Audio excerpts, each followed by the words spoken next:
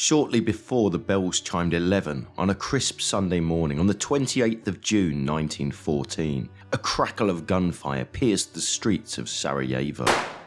Two shots, sharp and sudden, echoed through the city, forever altering the course of history. The gunman, a young Bosnian Serb named Gavrilo Princip, had just ignited a spark that would soon engulf Europe in a brutal conflict. His targets? None other than Archduke Franz Ferdinand, heir presumptive to the Austro-Hungarian throne, and his wife, Duchess Sophie Chotek. This wasn't just an assassination, it was a calculated act of defiance, a desperate plea for freedom from a simmering nationalist movement. In this video, we'll rewind time to that fateful day. We'll dissect the assassination, delve into the tensions that laid the groundwork for this pivotal moment, and ultimately understand how a single bullet, fired with unwavering conviction, could set the world ablaze. That summer, the very air of Sarajevo hummed with a strange energy. Archduke Franz Ferdinand of Austria, next in line for the Austro-Hungarian throne, and his wife Sophie, the Duchess of Hohenberg, arrived in the city to much fanfare. It was their wedding anniversary, and they'd hoped to celebrate with a grand tour of the region. Yet a shadow lurked beneath the surface of festivity. Mingled within the crowds of well-wishers were men with a completely different and altogether more sinister objective. Their plan? To kill Archduke Franz Ferdinand. But who were those men, and what drove them to such a desperate act? To understand them and their motives, we have to explore the volatile political landscape of Europe in 1914. The Austro-Hungarian Empire, a sprawling giant stretched across the continent, was second only to the Russian Empire in size. Its ambition, however, seemed to outstrip its borders. Just a few years prior, the annexation of Bosnia and Herzegovina from the Ottoman Empire had sparked a series of clashes known as the First Balkan Crisis. Serbia, a nation with deep ethnic and geographic ties to the annexed provinces, felt a searing betrayal. Their demands for a slice of Bosnia were met with a chilling threat from Austria: back down or face invasion. Serbia, forced to yield, seethed with resentment. Tension abounded, one which would ultimately find its release in the streets of Sarajevo. A tide of hatred ran deep within many Bosnians and Serbs, and their anger was aimed squarely at the Austro-Hungarian Empire. In Bosnia, this discontent was most prevalent around Mlada Bosna, Young Bosnia, a clandestine network of revolutionaries united under their aspiration to sever ties with their Habsburg rulers. Across the border, Serbia harboured its own brand of dissent, the Black Hand. A shadowy military society emerged as the most vocal agitator against Austro-Hungarian dominance. Their vision? To unite all South Slavic people under one banner, a dream that directly challenged the established order.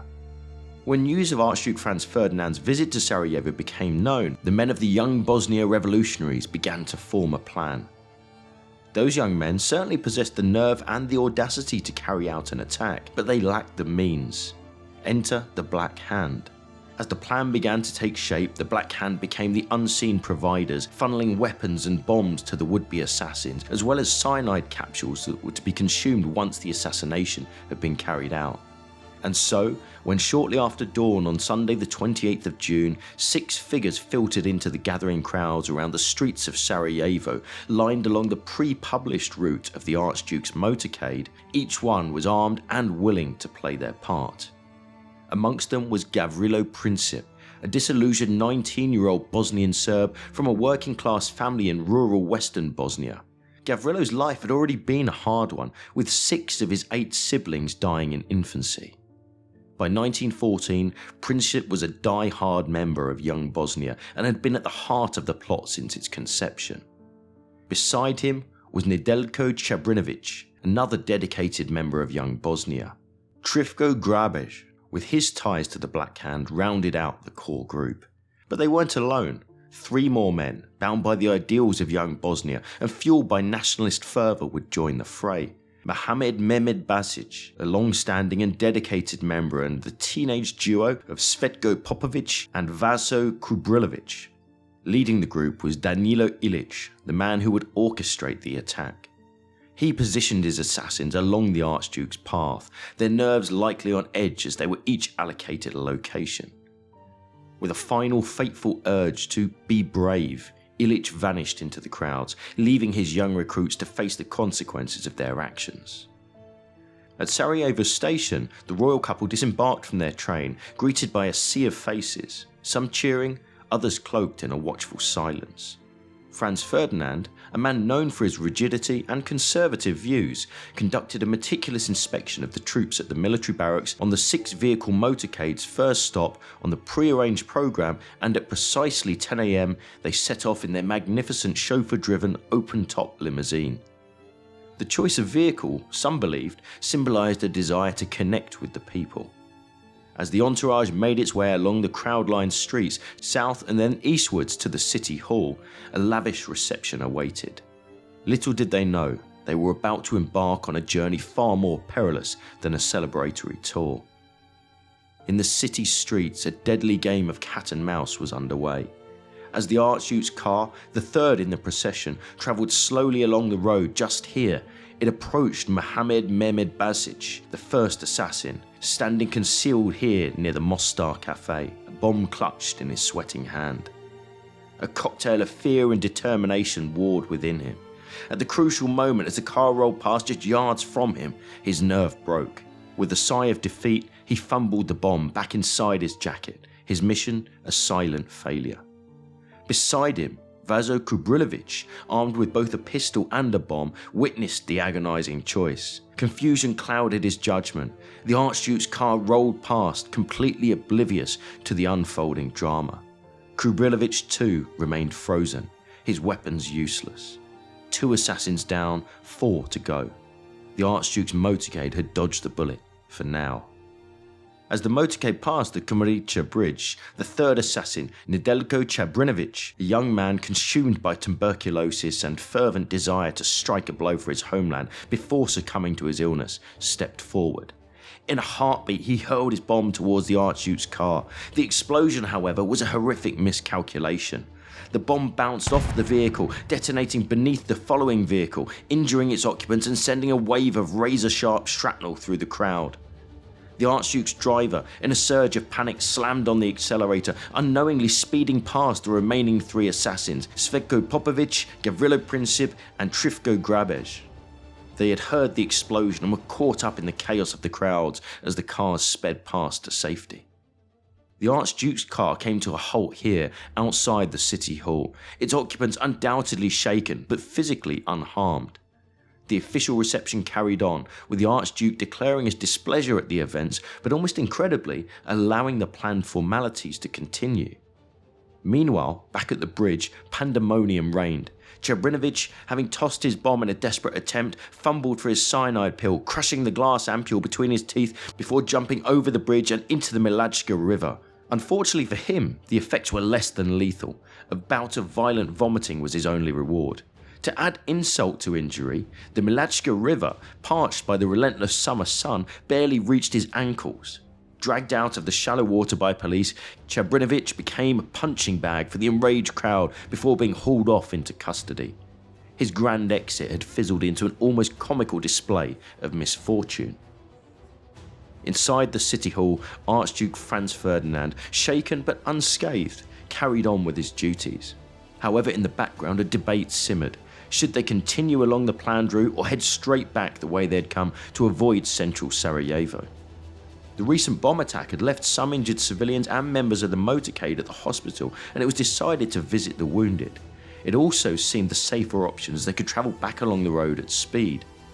Meanwhile, Gavrilo Princip, seething with frustration after the first assassination attempt had failed, remained on Apple Key and decided to see if he could find a location to make another attempt on the Archduke's life on his return journey. He crossed the road and stood several yards up a side street that the motorcade was due to travel up. It seemed at this point the Archduke had dodged another assassin. By continuing straight on, the newly planned route would bypass Princip at speed. Fate, however, seemed to be intervening. Unaware of a last-minute change, the Archduke's motorcade drivers would continue along the old pre-arranged route, not the new one. As this map of the city shows, this path led the motorcade straight past Princip's position. A cruel twist of fate, a wrong turn, a missed communication, and suddenly the Archduke's car was right in front of Princip. He couldn't believe his eyes. Confusion reigned as shouts erupted from the car, ordering the driver to reverse. The vehicle lurched back but sputtered to a halt, stalling.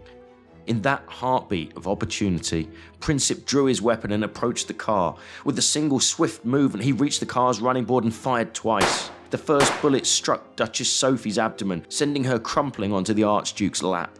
The second found its mark on the Archduke's neck, with a crimson stain immediately blooming across his white shirt. Before Princip could fire again, he was tackled, disarmed and arrested, his deadly mission cut short. Count Franz von Harrach, who was serving as a bodyguard in the car alongside the Archduke and Duchess, recalled what happened next. As the car quickly reversed, a thin stream of blood spurted from His Highness's mouth onto my right cheek. As I was pulling out my handkerchief to wipe the blood away from his mouth, the Duchess cried out to him, "In heaven's name, what's happened to you?" At that, she slid off the seat and lay on the floor of the car with her face between his knees. I had no idea that she too was hit and thought she had simply fainted with fright. Then I heard His Imperial Highness say, Sophie, don't die, stay alive for the children." At that, I seized the Archduke by the collar of his uniform to stop his head dropping forward and asked him if he was in great pain. He answered me quite distinctly, "It's nothing." His face began to twist somewhat, but he went on repeating 6 or 7 times, ever more faintly as he gradually lost consciousness, "It's nothing." Then, after a short pause, there was a violent choking sound caused by the bleeding. It stopped as we reached the Konak. By 11:30 AM, both the Archduke and Duchess were dead. Princip, unlike Mehmed Basic, had succeeded, and his actions would set in motion a chain of events that would plunge Europe into war. The assassination of Archduke Franz Ferdinand in 1914 is often remembered as the sole spark that ignited the inferno of the Great War, but history, as always, offers a more nuanced story. The assassination was more akin to a trigger, a jolt to a situation already teetering on the edge of war. For years, Europe had been a tinderbox of simmering tensions. Further complicating the situation was a complex web of alliances. These pacts, meant to ensure security, became a suffocating web. A conflict between two countries could quickly spiral outwards, dragging in allies bound by treaty. Archduke Franz Ferdinand's assassination by a Bosnian Serb nationalist was the spark that ignited the proverbial powder keg. Austro-Hungary, convinced of Serbia's involvement, saw an opportunity to punish the nation. This triggered a domino effect of mobilization and declarations of war. Russia, bound by alliance to Serbia, rallied to its defense. Germany in turn declared war on Russia and France, Russia's ally. Britain, honoring its pact to protect invaded Belgium, declared war on Germany and Austro-Hungary. The Great War had begun. The assassins' fates mirrored the drama of the assassination itself. 5 of the 6, along with their handler Danilo Ilic, were swiftly arrested. However, the assassins were young, falling short of the Habsburg legal age for execution.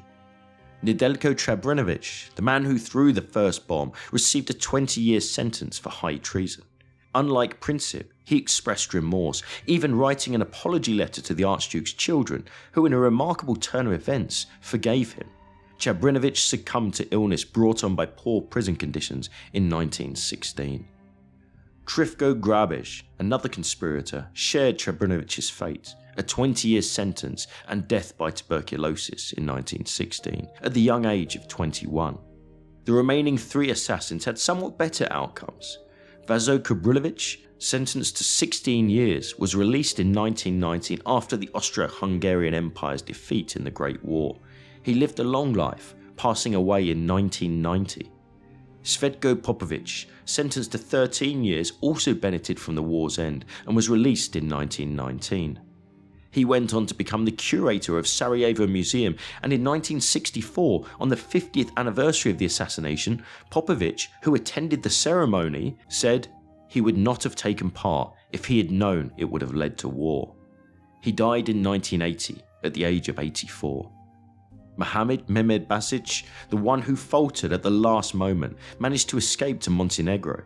Though eventually demanded for extradition by the Austro-Hungarians, he miraculously escaped again, only to be killed during the Second World War by a Croatian fascist group in 1943. Danilo Ilic, the mastermind who orchestrated the attack, wasn't as fortunate. Tried and convicted, he was hanged in February of 1915. And Gavrilo Princip, the man who fired those fatal shots and whose name has gone down in history, was sentenced to 20 years in military prison for murder and high treason. He would ultimately live long enough to see the consequences of his actions engulf his own country and most of Europe in a war that would claim tens of millions of lives, but ironically only learning snippets through the bars of his prison cell. Gavrilo Princip died of tuberculosis on the 28th of April 1918, 7 months before the end of the First World War. Thanks for watching. If you find content like this interesting and would like to support what we do, why not check out our Patreon page, where for the price of just a cup of coffee, you can join a fantastic community of history enthusiasts and help us to create content just like this. And if you want to know more about the story of the First World War, why not check out our podcast, Not So Quiet on the Western Front, where each week we explore battles and fascinating aspects of a conflict which shaped the world in the 20th century. That's all this time.